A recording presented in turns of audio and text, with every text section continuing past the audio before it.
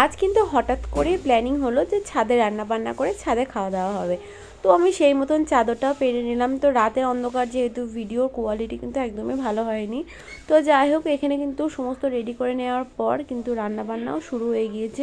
আর যেহেতু এত ঠান্ডা পড়েছে এখন, তাই কিন্তু রাত্রেবেলাতে এত কিছু রান্না ছাদে হয়নি, নিচে হয়েছে কিছুটা, আবার কিছুটা ওপরেও হয়েছে।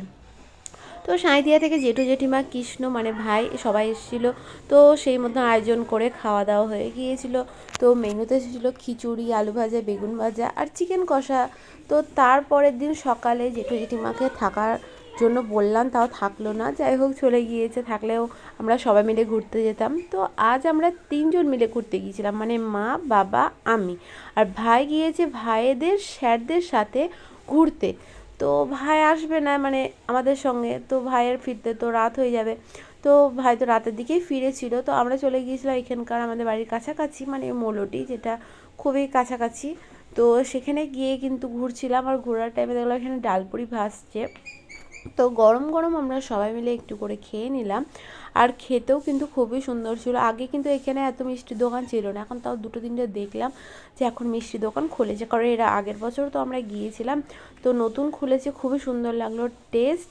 তো তারপরে মাঠের আশেপাশে ঘুরছিলাম, এখানে সবাই পিকনিক করছে। আমিও কিন্তু আমার টিউশনের ম্যামের সাথে এখানে কিন্তু পিকনিক করতে এসেছিলাম 2-3 বছর আগে। তো সেই কথাগুলো মনে পড়ছে, আর খুব ভালো লাগছিল। আর এখানে আমরা মা, বাবা, এখানে আমরা একটু বসেছিলাম। আর এখান থেকে একটা খুব সুন্দর সন্দেশ পাওয়া যায়, সেই সন্দেশটাও কিন্তু কিনলাম। তো তারপরে আর একটা মন্দিরে চলে গিয়েছিলাম, সেখানে পুচকুগুলো কিন্তু রোদে খেলা করছে।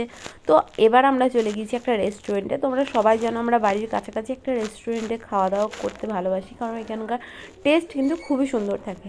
তো গিয়েই প্রথমে আমরা খাবার অর্ডার করে দিলাম। তো খাবারে নেওয়া হয়েছিল হচ্ছে থালি।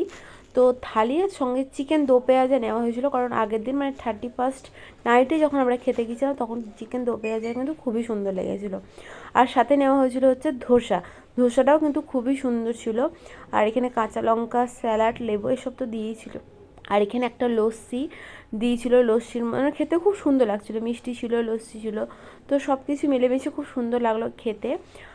ভাইকে কিন্তু বারবার করে আমরা ফোন করছি যে তোরা কি করছিস, কেমন খাওয়া দাওয়া করছিস, কি করছিস। ভাইদেরও কিন্তু ওখানে খুব সুন্দর খাওয়া দাওয়া হয়েছে, খুব মজা করেছে ভাইরা সবাই। তো এখানে ধোসাটাও চলে এসেছে আমাদের একদম গরম গরম। তো মা যেহেতু ধোসা খেতে ভালোবাসে, তো ধোসাটাও কিন্তু আমরা সবাই মিলে একটু করে খেলাম। তো আজকের মতন এতটাই, দেখা হচ্ছে পরের ভিডিওতে। Bye bye.